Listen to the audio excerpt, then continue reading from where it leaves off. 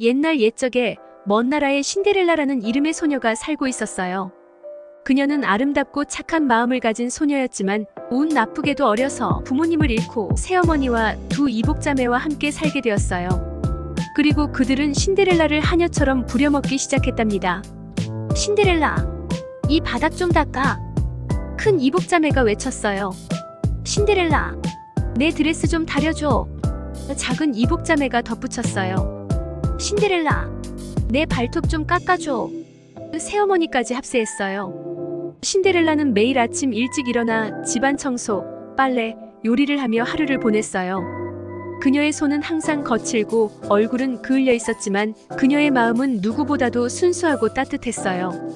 그녀는 항상 밝고 희망을 잃지 않았고 그녀의 유일한 친구인 작은 쥐와 새들과 함께 이야기를 나누며 외로움을 달랬어요. 어느 날 왕궁에서 왕자가 주최하는 성대한 무도회 초대장이 도착했어요. 새어머니와 이복자매들은 무도회에 참석하기 위해 신데렐라를 더 혹독하게 일시켰어요. 신데렐라는 역시 무도회에 가고 싶었지만 새어머니는 그녀를 허락하지 않았어요. 넌 집에서 일이나 하렴. 신데렐라, 새어머니가 코웃음을 치며 말했어요. 무도회 당일 새어머니와 이복자매들이 떠난 후 신데렐라는 슬픔에 잠겨 울고 있었어요. 그때 갑자기 반짝이는 빛과 함께 요정 데모가 나타났어요. 신데렐라, 왜 울고 있니? 요정 데모가 물었어요. 저도 무도회에 가고 싶어요. 신데렐라가 울면서 대답했어요. 요정 데모는 신데렐라의 소원을 들어주기로 했어요. 그녀는 마법을 부리기 시작했어요. 호박을 가져오렴. 요정 데모가 말하자 신데렐라는 정원에서 가장 큰 호박을 가져왔어요. 요정 데모는 지팡이를 휘둘러 호박을 멋진 황금 마차로 변하게 했어요. 이제 쥐들을 데려오렴. 신데렐라는 쥐들을 데려왔고 요정 데모는 쥐들을 날쌘 말들로 변하게 했어요. 그리고 작은 쥐 구스구스는 마부가 되었답니다. 마지막으로 신데렐라의 낡은 옷은 화려한 드레스로 바뀌었고 그녀의 발에는 반짝이는 유리구두가 신겨졌어요.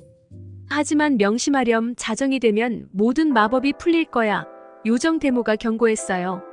신데렐라는 마차를 타고 무도회로 향했어요. 무도회에 도착한 신데렐라는 모든 사람의 시선을 사로잡았어요. 그녀의 아름다운 모습에 왕자는 첫눈에 반했답니다. 저기요, 춤추실래요? 왕자가 어색하게 물었어요. 물론이죠. 신데렐라가 웃으며 대답했어요. 두 사람은 밤늦도록 춤을 추었어요. 하지만 자정이 가까워지자 신데렐라는 요정 데모의 경고를 떠올리고 서둘러 궁전을 빠져나왔어요.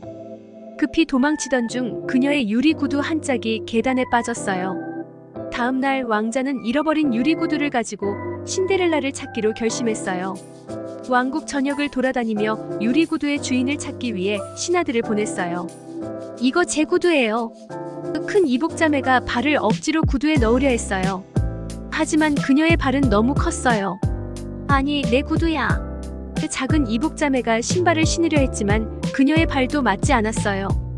마침내 신데렐라는 용기를 내어 자신도 신발을 신어볼 기회를 달라고 했어요. 유리구두는 신데렐라의 발에 꼭 맞았어요.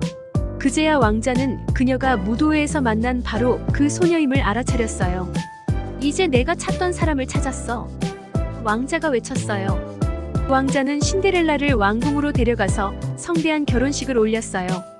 신데렐라는 더 이상 하녀가 아닌 진정한 공주로서 행복하게 살았답니다. 그리고 새어머니와 이복자매들은 신데렐라에게 친절해지기로 결심했어요. 그들은 모두 함께 웃고 즐기며 행복한 시간을 보냈답니다.